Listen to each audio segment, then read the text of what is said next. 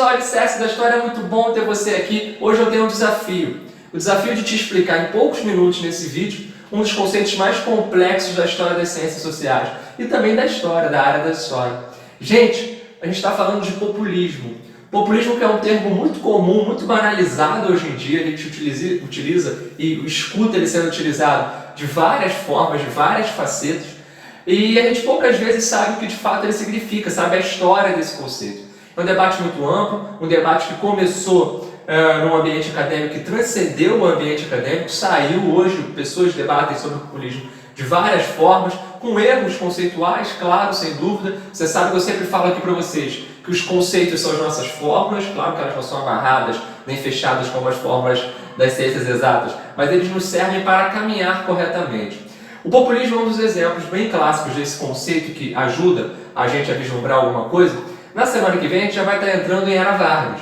E não tem como entrar em Era Vargas sem entrar nesse conceito tão importante, sem conhecer pelo menos esse conceito tão importante que é o conceito de populismo. Hoje você quer falar mal de algum candidato, você quer atacar a imagem de alguém da oposição, você sempre usa o termo populista. Esse prefeito aí, ó, mó populista, safado, hoje ganhou um tom pejorativo a palavra populista.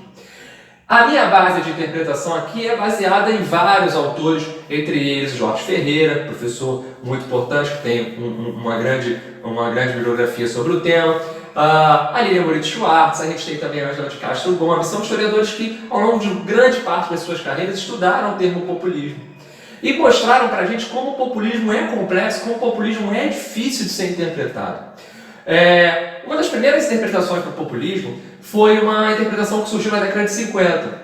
Essa interpretação da década de 50 de um grupo de estudiosos que foi apelidado de Grupo de Itatiaia.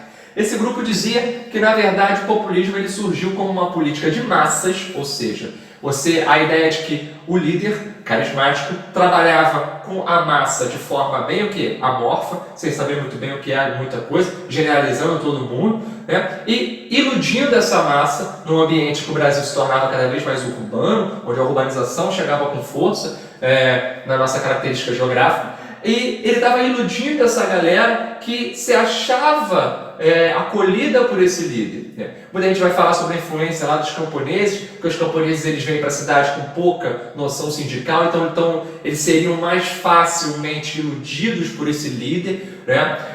Essa mesma interpretação acaba apelando por um fato que diz respeito às classes dirigentes, as elites políticas brasileiras, com medo de perderem totalmente seus poderes, abrem espaço para que um líder carismático apareça e faça a mediação de classe favorecendo a eles. Isso durante muito tempo foi debatido, mas hoje é uma interpretação um pouco mais cultural para esse fator. Né? Hoje, como eu falei, as ciências sociais elas entram nesse aspecto. Muitos historiadores que estudaram antropologia, inclusive a Lilian Moritz Schwartz estudou, doutora em antropologia, acabam tendo uma interpretação um pouco mais diferenciada, mas até hoje o conceito de populismo em si não é um conceito fácil de ser dado, não é uma explicação, não é algo que pode sair facilmente em determinado local. O que a gente tem que ver são as características gerais desse termo. O que, de certa forma, acaba sendo comum nos líderes populistas que já foram vistos aqui na América Latina. Esse conceito está muito ligado à América Latina entre a década de 1930 e a década de 1960. A gente diz que no Brasil o termo populismo já está sendo utilizado nesse período, mas ele só ganha força nos estudos a partir da década de 50. Inclusive o Jorge Ferreira vai falar pra gente, esse historiador, que hoje a gente usa muito mais o termo populista do que no passado a galera usava. Então quer dizer que naquele momento o cara poderia estar tendo uma interpretação que seria chamada de populista, mas ninguém naquele momento via com muita clareza esse conceito populista acontecendo. Hoje em dia, que a gente olha para o passado e fala, isso foi populismo, isso foi populismo.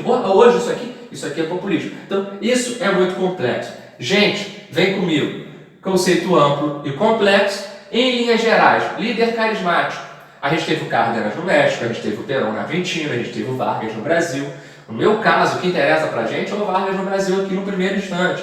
Então, o que seria esse populismo? O populismo é uma maneira de governar, um modo de governar, um modo de se colocar perante o Estado e perante a população.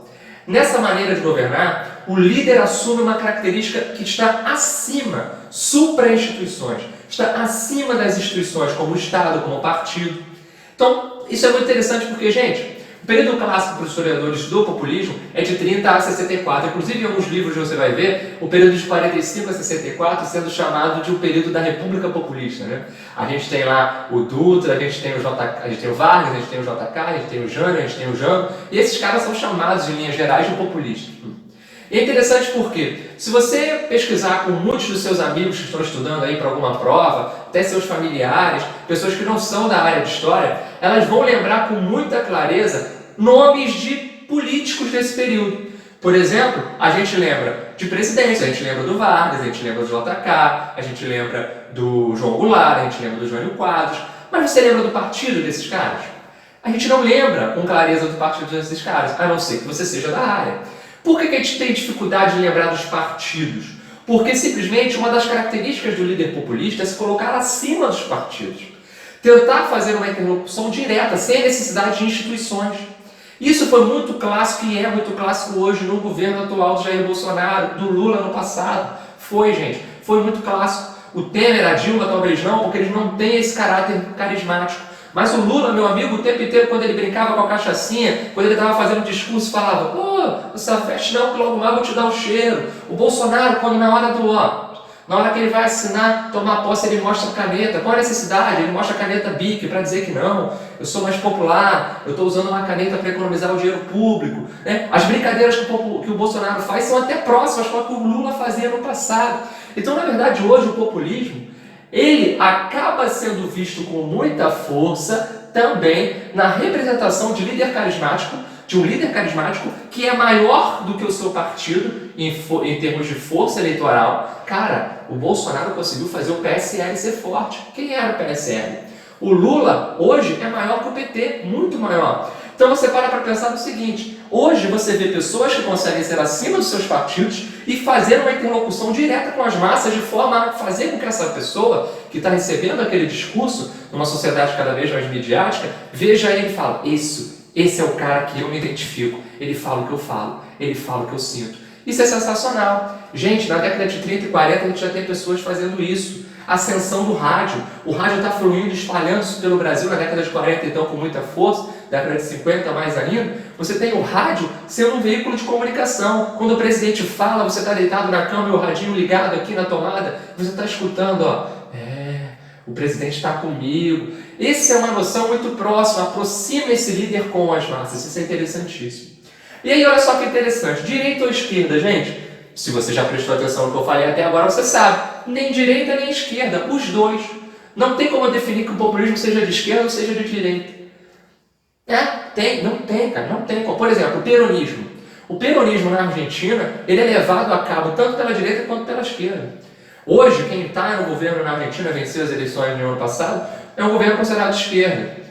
Mas o governo anterior a ele também tinha traços do peronismo. Então, na verdade, o peronismo é um termo em disputa, o populismo é um termo em disputa.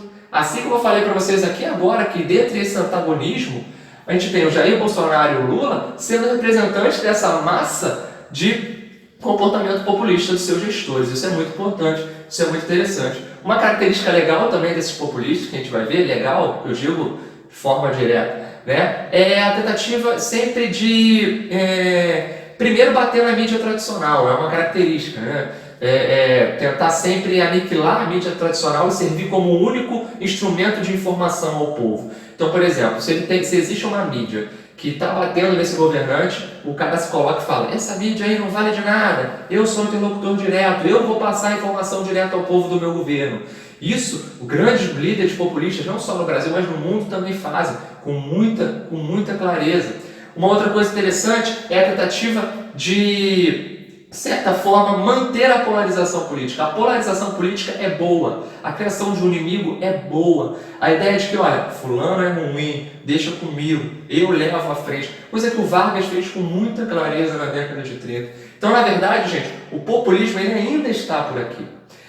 Tem grande parte dos historiadores que interpretou o populismo como uma política de massas. O que seria isso? A ideia, como eu falei mais cedo, de que existiria uma generalização do conceito de povo. Gente, povo é um conceito que não tem como tu definir o que é povo, né? Povo, em geral, é tratado como os mais desvalidos, os mais pobres. Então eu vou cuidar dos mais pobres. Aí o Vargas ajuda a construir com propaganda gigantesca aquela imagem dos pais dos pobres. Isso é fortíssimo. O que é a parte pelo todo? Eu pego uma parte da população, trato ela como todo e me aproximo dela. Dessa forma, eu construo a minha imagem cada vez mais forte para que esteja ali ligado a essa faceta da sociedade. Show? Interessante nisso tudo é que, como eu falei, a gente vê o populismo hoje, a gente viu o populismo na década de 30, a maior parte dos historiadores vão dizer que o populismo ele é vivo e forte entre 30 e 64, e com o golpe em 64, na verdade, o populismo ele se esvai, ele se enfraquece, porque não há a mesma relação entre líder carismático, instituições e população que existia antes. Então, as características gerais do populismo são essas, características que ligam o líder carismático acima das instituições, falando diretamente com o povo, tentando convencê-lo de que ele é a melhor saída para determinada coisa. Interessante nisso tudo, galera, é que a gente hoje não interpreta, os historiadores hoje não interpretam o povo como coitadinho, como o bobão que perdeu direitos porque foi enganado, coisa que aquela política de massas acabava dando como encaixe. Hoje a interpretação é de que, na verdade, o povo percebe seus direitos, percebe tudo que pode ganhar se aliando a esse líder carismático, abre mão de direitos políticos em troca de direitos sociais, tendo plena consciência daquilo que faz. Isso é uma característica forte do governo varguista. Inclusive vai levar alguns historiadores a dizerem que Vargas não é populista, Vargas é trabalhista, porque ele coloca não o populismo como sua frente de trabalho e ação, e sim o trabalho como sua frente de ação. Ele diz que o trabalho vai mover as amarras, embora a gente perceba que trabalhismo e populismo não estejam tão distantes entre si. É um conceito complexo, espero que você tenha entendido, senão a gente vai se alongar aqui durante muito tempo. Hoje o populismo ainda é muito visto, essa ideia que eu passei para vocês ainda é muito colocada em prática o tempo inteiro em eleições. A gente inclusive tem que ter cuidado com a parte democrática das eleições, isso é muito debatido entre os historiadores também, porque muitas vezes, em meio a esse carisma intenso desse líder, a gente acaba perdendo noções importantes de democracia. Por exemplo, a gente vê isso na Venezuela. A Venezuela passou por um caso muito clássico disso, porque o Chávez ele se aproximou tanto e o Maduro acabou embarcando nisso e fazendo tanto uma força e uma ligação direta com a população que acabou gerando um racha, um problema democrático, e isso a gente acaba vendo em outros países do mundo. O Trump tem traços populistas, ele tem uma maneira de governar populista. O governador do Rio de Janeiro, o governador de São Paulo, quando o Dória chegou ao poder, ele fazia muito discurso de que eu sou diferente, eu vou mudar essa parada porque eu sou um gestor, minha carreira toda é de gestor, vem comigo, vem aqui, pá.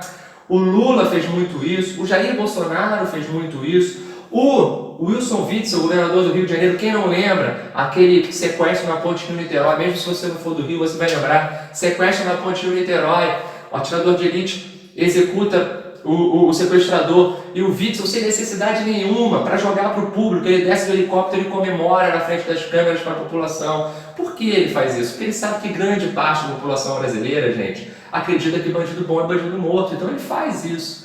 Então, esse é o conceito todo que é amarrado nessa história de populismo. Gente, grande abraço, estamos juntos, na próxima aula, Era Vargas, valeu? E aí vamos sempre fluindo aí com os vídeos, te preparando melhor para o que vier. Para a vida também, porque a história é isso. Tamo junto.